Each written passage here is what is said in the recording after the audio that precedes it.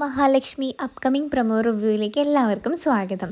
അങ്ങനെ നമ്മുടെ കരുണയാണെങ്കിൽ രാവിലെ തന്നെ ഭയങ്കര മൂഡ് ഓഫ് ആയിട്ട് ഇരിക്കുകയാണ്. അപ്പോൾ ഉണ്ണി അരികിലേക്ക് ചെന്നിട്ട് ചോദിക്കുന്നുണ്ട്, എന്ത് പറ്റി കരുണേ, നിന്നെ ഇതിനു മുന്നേ ഇങ്ങനെയൊന്നും വിഷമിച്ച് കണ്ടിട്ടില്ലല്ലോ, എന്താ നീ ഇങ്ങനെ വിഷമിച്ചിരിക്കുന്നേ എന്ന് ചോദിക്കുന്നുണ്ട്. അപ്പോൾ ഉണ്ണിയോട് കാര്യങ്ങൾ നമ്മുടെ കരുണ പറയുന്നുണ്ട്, എന്താണെന്നറിയില്ല, ഞാനിന്ന് മഹാലക്ഷ്മിയാണ് കണ്ടത്. അപ്പം നമ്മുടെ ഉണ്ണി ചോദിക്കുന്നുണ്ട്, ഓ അതിൻ്റെ സങ്കടവും ദേഷ്യമൊക്കെയാണോ ഈ മുഖത്ത് കാണുന്നത് എന്നൊക്കെ ചോദിക്കുമ്പോൾ ഉണ്ണി പറയുന്നുണ്ട്, നീ എന്തിനാ അതിങ്ങനെ ദേഷ്യപ്പെടുകയും സങ്കടപ്പെടുകയൊക്കെ ചെയ്യുന്നത്, നീ എഴുന്നേറ്റ് വന്ന് വല്ലതും കഴിക്കാൻ വേണ്ടി നമ്മുടെ ഉണ്ണി കരുണയെ നിർബന്ധിക്കുന്നുണ്ട്.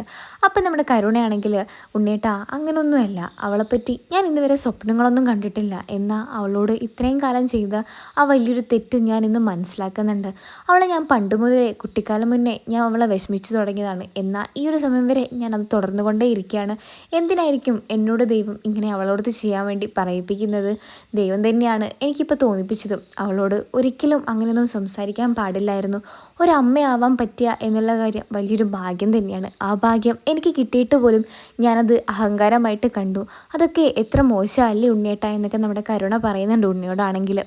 ഉണ്ണിയടുത്ത് കരുണ ഇങ്ങനെയൊക്കെ സംസാരിക്കുമ്പോൾ ഉണ്ണി ചോദിക്കുന്നുണ്ട്, നീ എന്തൊക്കെയാണ് ഈ പറയുന്നത്? അവൾ നമ്മളെ ശത്രുവല്ലേ? ആ കണ്ണനും മഹാലക്ഷ്മിയും അവരുടെ നാശം കാണാൻ വേണ്ടിയല്ലേ നമ്മൾ നിൽക്കുന്നത്? നീ എന്തൊക്കെയാണ് സംസാരിക്കുന്നത് ചോദിക്കുമ്പോൾ കരുണ പറയുന്നുണ്ട്, ഇന്ന് വരെ അങ്ങനെയായിരുന്നു, എന്നാൽ ഇനി തൊട്ട് അങ്ങനെയല്ല.